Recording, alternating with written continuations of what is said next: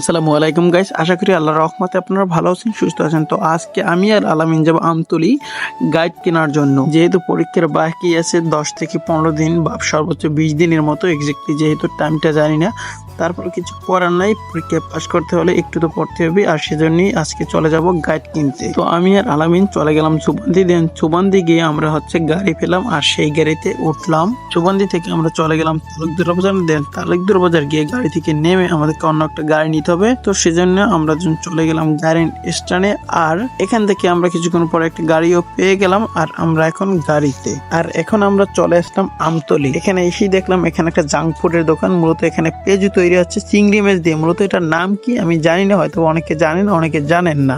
যাই হোক, এখানে আমি আর আলামিন অনেকগুলা খেলাম। দেন খাওয়ার পরে আমরা চলে গেলাম বাইবেই লাইব্রেরিতে। আর বাইবেই লাইব্রেরিতে আমি আরো একবার বই কেনার জন্য দরদাম করছিলাম, কিন্তু তখন কিনতে পারিনি। তো যাই হোক, এখনো চলে গেলাম বাইবেই লাইব্রেরিতে। যাই হোক, বাইবেই লাইব্রেরি থেকে আমরা আমাদের বইটি নিয়ে চলে গেলাম পশ্চিম মাথায় আলামিনের বেবির জন্য একটা পাড়ি কিনতে।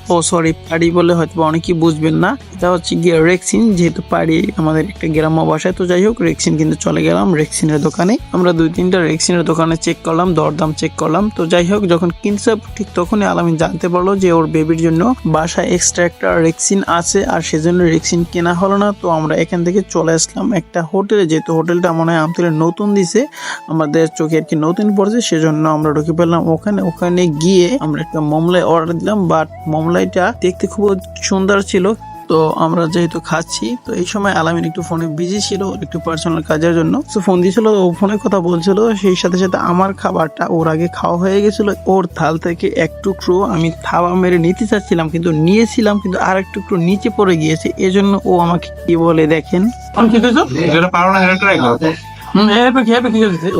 কাহিনী হয়েছে এইখানে আমি একটা নিতে যাই, আরেকটা যেহেতু নিচে ফালাই দিয়েছি নিজের অজান্তেই, মানে পরে যেহেতু জানতে পারছি। যাই হোক, ও আমার কইতেছে আমার আর কি জনমের খাওয়া খাওয়াই দেবে, দরকার নেই জনমের খাওয়ার, আমি আরেকটা থাবা দিয়ে লইলাম।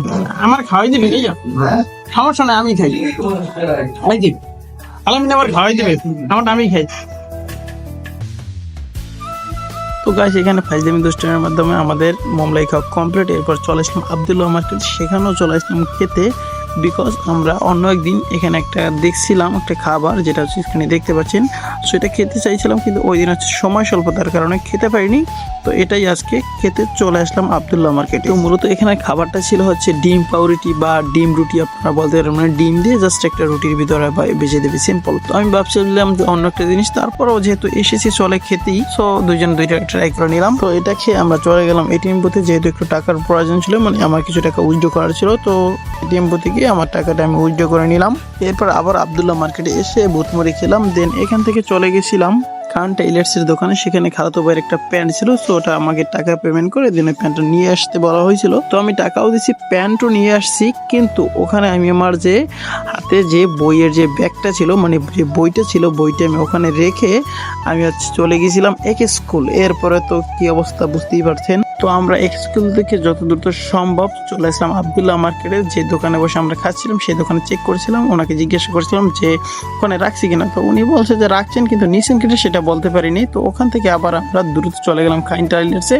দেন সেখানে গিয়ে দেখলাম যে আমি যেখানে রাখছি, দেন সেখানে এসে দেন ওদের সাথে কথা বলে আমি ওখান থেকে নিয়ে আসলাম। আর এখন আমি চলে যাচ্ছি বাড়িতে। আর কাছে দেখতেই পাচ্ছেন, যেহেতু আমরা অটোতে যাচ্ছি, অটোতে কিন্তু কিছুই দেখা যাচ্ছে না, শুধু কুয়াশা আর কুয়াশা। তো ফাইনালি চলে আসলাম আমি আমার বাসায়। আর ব্লগটা এখানেই শেষ। ভালো থাকেন, সুস্থ থাকেন, বিদায় নিচ্ছি, আল্লাহ হাফেজ।